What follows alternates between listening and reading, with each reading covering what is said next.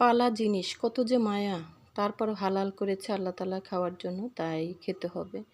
তো আজ দুপুরে রান্নার জন্য আমি আমার পালা মোরগ থেকে একটি মোরগ নিয়েছি, সাথে অনেক ধরনের মশলা রেডি করেছি।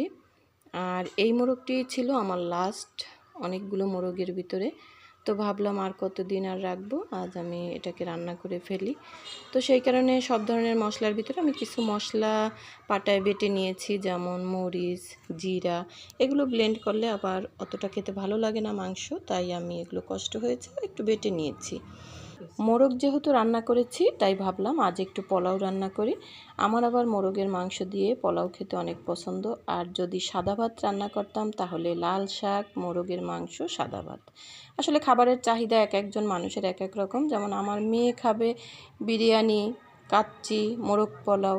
আর মেয়ের বাবা খাবে যে কোনো মাংস হোক, সেই সাথে রুটি পিঠা। প্রতিদিন তো সবার ইচ্ছেটাকে পূরণ করে রান্না করা যায় না, তো এক এক দিন এক একজনের ইচ্ছেটাকে গুরুত্ব দিতে হয়। তো আজ আমি আমার নিজের ইচ্ছেটাকে প্রাধান্য দিলাম। সবাই ভালো থাকবেন, সুস্থ থাকবেন, দেখা হবে নেক্সট ভিডিওতে। আজ এ পর্যন্তই, আল্লাহ হাফেজ।